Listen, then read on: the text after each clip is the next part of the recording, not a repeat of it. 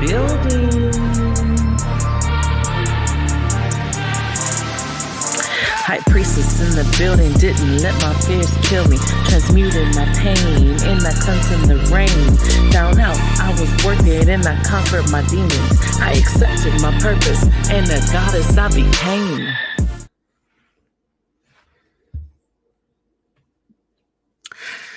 Good morning, good morning, good morning. It's your Thick Goddess Energy morning show. I'm your host, Ariana, the Quantum Energy Healers in the building. Wake up. Let's get it. I'm so happy to be back on season 2, the official season 2. Technically, it would be season 3. But we're not being technical, right? We're not counting.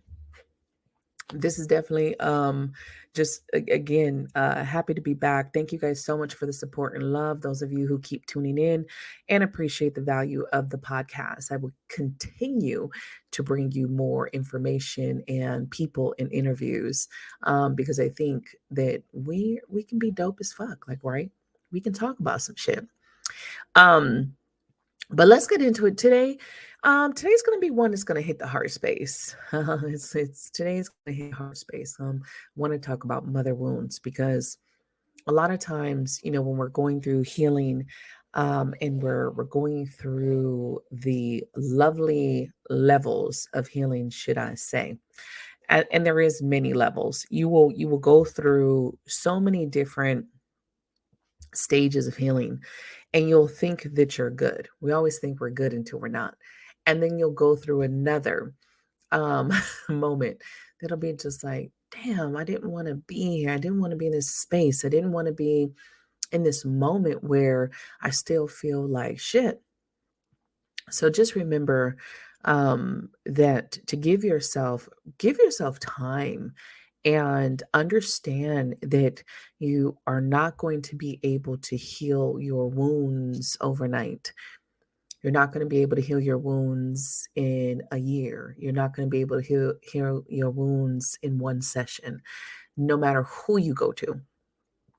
I think there's the big misconception that this instant gratification, instant everything, and healing is no different. It will take time. It will take patience. It will take understanding. It will take you to take a step back and release again, and release again, and release again.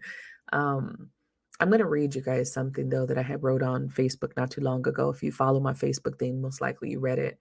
I do thank everyone who reached out to me because they were like, damn, she feeling it. I will tell you guys something about me. I'm a very private person when it comes to what I'm feeling in this moment. I like to process what I'm going through by myself. I don't like to add everybody into my business or what I'm going through. I don't call people to complain. That's just not something that I do. I'm always looking for solutions, not problems. So I don't call people to complain about my life. I call people to ask them how they're doing. So I'm very different in that aspect. So when you do see me post some shit, most likely it's way after the fact that I've been able to work through it and I understand it a little bit better because I am someone who picks apart everything. And I will analyze that shit. That's the Virgo in me, okay? It's the strong Virgo in me. Will analyze it and then I'll come back to that. But I'm going to read this to you guys. So this was a while ago.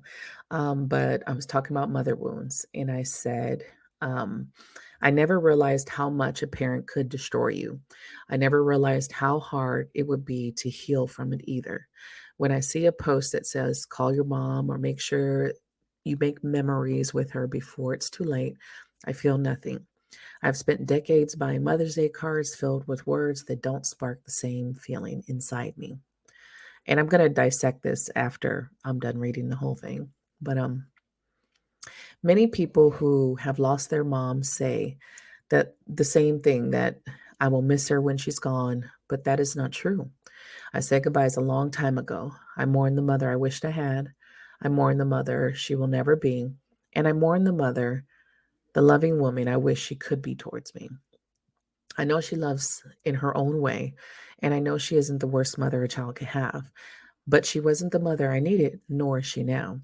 I can't go for to her for advice in life, relationships, business, and education. So what is our relationship now? She can be mean, which triggers the meanness I felt as a child. She can be cold and distant, which triggers the inner child abandonment in me, who never went home and talked to her about her day because she knew she would be silenced. She is inconsiderate, which triggers the many times I suffered by her poor ass choices. And no matter how much I attempt to help, everything revolves around her. She has died more than 5 times and still hasn't humbled herself. She continues to blame everyone else for her problems, the forever victim. I don't expect her to change, but who else is going to take her? Don't get me wrong, I love her, but I don't like her. Even though she lives with me, I don't want to see her every day. When you have worked as hard as you have to heal and grow, the last thing you want is anyone to be around you that is negative and depressing. I struggle with how this next year will be with her here with me, but this is my truth. And so let's unpack that because some people are like, damn, like that's rough, and let me tell you, it's truth. Truth doesn't always mean that it's not going to hurt because my truth is my truth. Like I said, I still love her. Don't like her as a person. And I think when you get to certain stages of healing, you'll understand that there's people that you love, you genuinely love them, but you don't like them as people. They choose to be certain ways, they choose to do certain things, they choose to act certain ways. And you're just like, man, as a person, I really don't want to be around you. I tolerated you, or we had this very dysfunctional connection before, but when you start fading away from the dysfunction, you don't want to be in those same spaces anymore. So I'm going to unpack some of this. The first one where it was like, I never realized how much a parent could destroy you. The thing about it, and I want you guys not only to look at your connection with your own mother, but I want you to look at your connection with your child, especially your daughter. um, my mom was very loose with words. She could cut very strongly with words. She still can. Um, and I got called a lot of different names that hurt me to the core of me. But when I had my daughter, I couldn't call her those names. I never called her a bitch. I never called her a whore. I never called her stupid. I never called her any of those things, no names. I was very, very, very conscious and aware to never, ever talk down to her in those ways. And I never did. Because no, despite what you think when you're in the moment, when you're angry, when you're pissed off as a parent, those words that you decide to call your child will replay in their mind forever. You are the first person that is showing them how the world is going to treat them. And so if you're treating them cold, if you're demeaning, if you don't even watch how you speak to them and make sure that you're respectful and loving, guess what the world is going to do to your child? I just want that to sink in. So when you're having a bad day, I used to have these days when I was about to lash out on my daughter so many times, but I didn't. I kept that awareness like, nope, it is not her fault you had a bad day at work. It is not her fault that you have a short fuse right now. You know what I would do? I would be like, please, just give me a moment. Just give me a moment. And I would always say, be quiet, because we didn't say shut up in this house. Okay. Because when I see the post that says call your mom or make sure you have memories, you make memories with her, I feel nothing. And I can tell you guys, that's been something for decades now, where I would buy Mother's Day cards. That's the next part where it says I've spent decades buying Mother's Day cards with words that I don't feel. Mother's Day cards are like, oh, you're always there for me, and I don't have that because my mom isn't. Again, I know she loves her in her own way, but she isn't there for me, and I don't even think she realizes that she just can't be there for anyone. When you talk to her, it's really all about her. There is not much conversation about you. So again, I go through these moments of wanting to show love or wanting to show that I care, but then also feeling like why am I doing it? Like I don't even have the real emotions behind this, you know? but I do it anyway because I'm like, why not be nice? Why not be loving? Because I'm a loving person. But I don't have those emotions. I don't feel that. So, I want some people to understand. I know some of you have lost your mothers, and I know some of you have regrets on what you should have done when they were alive, or the connection. But please don't project that out on other people, because there are a lot of people who do not have that type of relationship with their mom, and they aren't going to regret the silence that's between them. Some parents have done some heinous shit to where it's unforgivable. And I'm not even talking about me, but just on a general, there are certain moms that did some crazy shit. So just remember, just because you miss your mom doesn't mean that everybody is going to be on the same page. The other part about that is also remembering that every bond is different.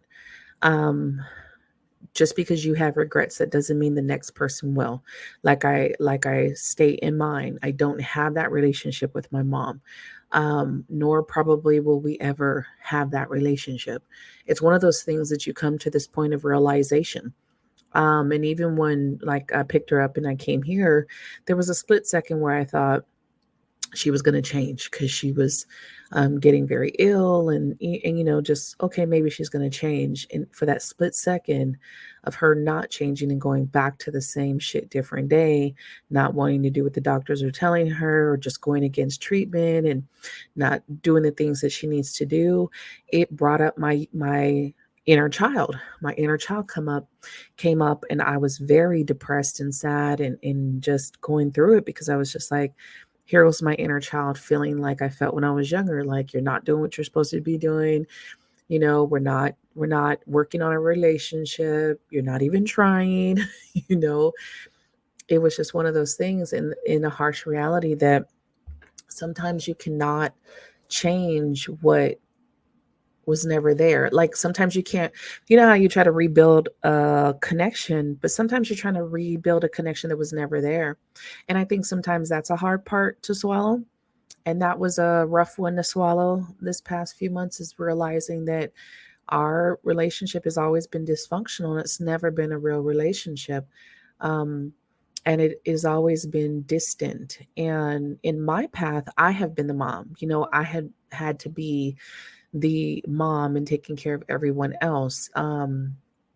Even to when, like I said, I always talk about when I was younger and my mom coming to live with me, after I had left and got emancipated at 16 to leave home because I didn't want to be there. Um, and then she was always living with me after that. So I ended up having to be mom. So I didn't get to be daughter in this life. In this life, I've been mother to everyone. Even like my brother, who he's the oldest brother. He's the oldest, but I've been like the oldest sister in so many ways. So I haven't been able to just not be mom. I've been mom to everybody. So when you just sit back on the levels of healing and the levels in the reality of your life, and you start cutting the illusion or what you hoped things would be, and you see things for what it is, you realize just what your connections are. And sometimes it's not going to be what you want. And I my heart goes out to each and every one of you who have lost your mom, who had a relationship, who, remember, that relationship. And as crazy as it is, I have moments of my mom trying to be a mom. There are these moments where she baked and she made, like, certain things where she cooked. And I have certain memories of, like, Halloween, her making my Halloween costumes. So there were these moments where she tried to be who she was, but being a mother wasn't it. It was more like I don't know, I wouldn't say big sister, but I would say caretaker in some ways, a person who's there. But so you know what, at this time, I just try to refocus on the good times and let go of the bad times. And I would prefer to just hold on to those moments where she tried, those moments where she was doing the best that she could. Because I do believe that. I do believe she did the best she could, even though that wasn't the best for me. Um, And when I say I've mourned her, again, she's died several times in this life where I have mourned her, I've said goodbye, and then she'll, come out of it. And it's like, okay, well, you're still here, you know? So I just like, all right, if you go, you now. I was working and I conquered my demons. I accepted my purpose and the goddess I became.